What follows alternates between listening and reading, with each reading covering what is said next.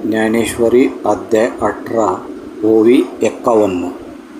का गंगा यमुना उदक ओग बगे वेगळिक दावी होऊनी एक पाणी पणे।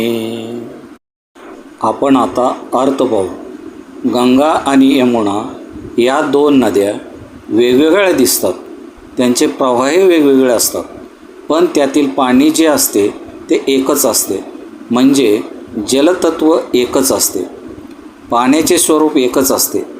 तर काय, जीव वेगवेगळे जरी असले तरी आत्मतत्व एकच। तर पहा, जसं वेगवेगळ्या रंगाचे बल्ब असतात पण त्यातील वीज मात्र एकच असते, तसंच आपण सगळे वेगवेगळे जरी असलो तरी आपल्यातला आत्मा एकच असतो। आपण आता दुसरा दृष्टांत पाहू। एकदा गंगा आणि यमुना या दोन नद्या आपसात बोलत होत्या।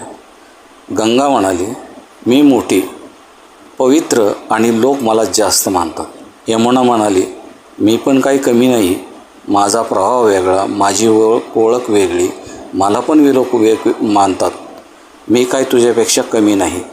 अशा तऱ्हेने त्या दोघींचं भांडण हे विकोपाला गेलं आणि शेवटी त्यांनी असं ठरवलं की आपण समुद्राला जाऊन विचारू की आमच्या दोघींपैकी कोण मोठं आणि कोण लहान आहे। त्या पद्धतीने त्या दोघीजणी सागराकडे गेल्या आणि सागराकडे गेल्यानंतर त्या सागराला विचारू लागल्या की आमच्या दोघींपैकी कोण मोठं आणि कोण लहान आहे हे तुम्ही ठरवा।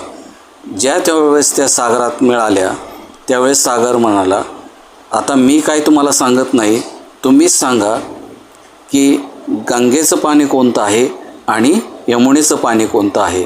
तर काय, शेवटी की सागरात गेल्यानंतर गंगेचं पाणी आणि यमुनेचं पाणी ज्याप्रमाणे वेगळं करता येत नाही, वेगळं राहत नाही, ते त्याच्या स्वरूपाला जाऊन मिळतं, म्हणजे पाणी हे तत्त्व एकच आहे।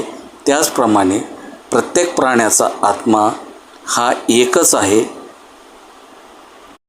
म्हणजे काय, तर रूप वेगवेगळे जरी असले, प्राण्यांचा जीव वेगवेगळा जरी जीवात्मा असला तरी त्यातील असणारा आत्मतत्व हे एकच आहे। जय जय ज्ञानेश्वर माऊली।